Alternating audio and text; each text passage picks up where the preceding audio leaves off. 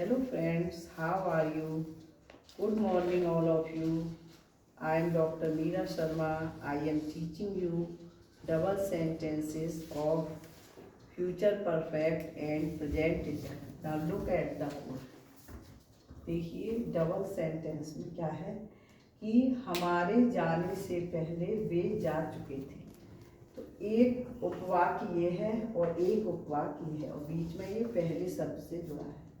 जब हम इसे इंग्लिश में ट्रांसलेट करते हैं तो ये जो पहला हिस्सा है ये बनेगा पास्ट इंडेफिनिट में और बाद वाला हिस्सा बनेगा पास्ट परफेक्ट। तो देखो वे जा चुके थे, दे हैड गॉन, पहले की अंग्रेजी बिफोर, हमारे जाने, तो ऐसे वाक्यों में हमारे की अंग्रेजी वी आएगी क्योंकि हमारे यहाँ पर क्या है सब्जेक्ट। तो वी वेंट, फिर से देखो वे जा चुके थे, दे हैड गॉन बिफोर, हमारे जाने वी वेंट। नेक्स्ट सेंटेंस है इसी रूल का नेगेटिव, तुम्हारे फूल तोड़ने से पहले वे नहीं आ चुके थे। तो जब हम ट्रांसलेट करेंगे बाद वाला हिस्सा पास्ट परफेक्ट का नेगेटिव है तो वो पहले आएगा और तुम्हारे फूल तोड़ने ये है हमारा किसका पास्ट इंडेफिनिट का, ये बाद में आएगा। वे नहीं आ चुके थे, they had not come before, तुम्हारे फूल तोड़ने, तो यहाँ तुम्हारे के अंदर क्या आएगी you, before you plug the flower. अब this is conversation if anyone come our home, anyone comes at first time or unknown person, how will I discuss or respect, we may talk or converse ना। who is at the door, अगर कोई दरवाजा खटखटाता है तो हम कहते हैं दरवाजे पर कौन है, तो who is at the door। तो जो आएगा वो क्या कहेगा, कह सकता है इट इज मी, ये मैं हूँ या यह मैं हूँ। नेक्स्ट जब वो हमारे घर में आता है तो दरवाज़ा खोलने पर क्या कहेगा, मे आई कम इन, क्या मैं अंदर आ सकता हूँ। देन यू विल से, तब आप क्या कहेंगे, यस यू आर वेलकम। कब कहेंगे, यदि वो आपका परिचित है और अन्यथा अपरिचित हो तो उसको हमें घर में प्रवेश नहीं कराना चाहिए। अगर आपको लगता है कि वो आपसे या आपके परिवार से पहले से परिचित है तो आप उसका वेलकम करेंगे, यू आर वेलकम। फिर गुड मॉर्निंग, अगर वो कहता है या आप कहेंगे गुड मॉर्निंग तो दूसरी तरफ से क्या कहा जाए, गुड मॉर्निंग टू यू, आपको भी सुप्रभात। इसके बाद में जब वो अंदर आ जाता है तो वो कहेगा हाउ आर यू, तुम कैसे हो, या हाउ डू यू डू, तुम कैसे हो। इन दोनों प्रश्नों का एक ही अर्थ है और उत्तर भी एक होगा, I am quite well and you. इसका अर्थ है कि मैं बिल्कुल ठीक हूँ और आप।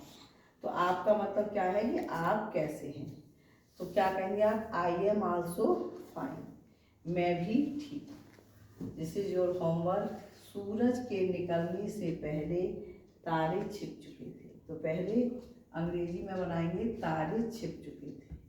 The stars had set before the sun rises, माला के जाने से पहले उमा नहीं आ चुकी थी। तो देखो उमा नहीं आ चुकी थी तो Uma had not come before Mala went। इसी तरह से कृष्ण के दौड़ने से पहले राम दौड़ चुका था, तो Ram had run before Krishna ran। Now you have to translate into Hindi, you had taught me before he came। तो जब हम हिंदी में बनाएंगे तो पहले इस वाक्य की हिंदी आएगी, उसके आने से पहले तुम मुझे पढ़ा चुके थे।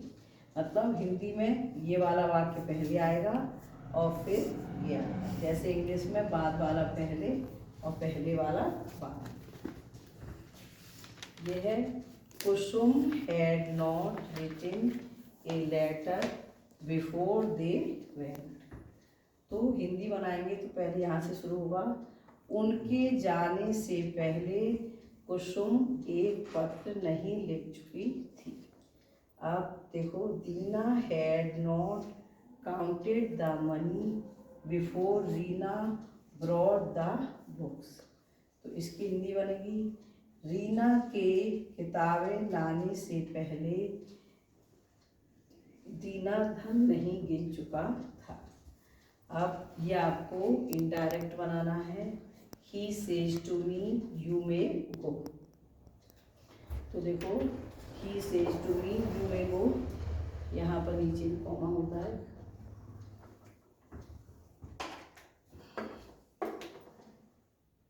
जब हम इनडायरेक्ट बनाते हैं तो ये दोनों कॉमा हटा दिए जाते हैं, इन्वर्टेड कॉमा और कॉमा, सादा वाक्य हो जाता है। तो ही सेज टू मी, तो ही टेल्स मी दैट। अब ये यू कौन सा पर्सन है, यू है second person. Second person is changed according to object. देखो, ये जो हिस्सा है हमारा रिपोर्टिंग क्लॉज कहलाता है और ये रिपोर्टेड स्पीच। तो जब यहाँ पर सेकंड पर्सन होता है तो उसे हम ऑब्जेक्ट के अनुसार बदलते हैं। तो he tells me that I मे गो। मे को माइट में नहीं बदलेंगे, क्यों? क्योंकि जब यहाँ पर सेज है तो जब रिपोर्टिंग क्लॉज में प्रेजेंट टेंस होता है तो पर्सन तो चेंज हो सकता है लेकिन टेंस चेंज नहीं। अब इसी तरह देखो, बीना हैज टॉट मी। तो अब ये कौन सा टेंस है बच्चों, हैज है किस टेंस में लगता है, प्रेजेंट परफेक्ट में। तो अब मी से वाक्य बनाएंगे, मी का क्या होगा, आई के साथ हैज नहीं लगे, आई के साथ क्या लगता है, have. I have been taught by Beena. Thank you for listening me, have a nice day today.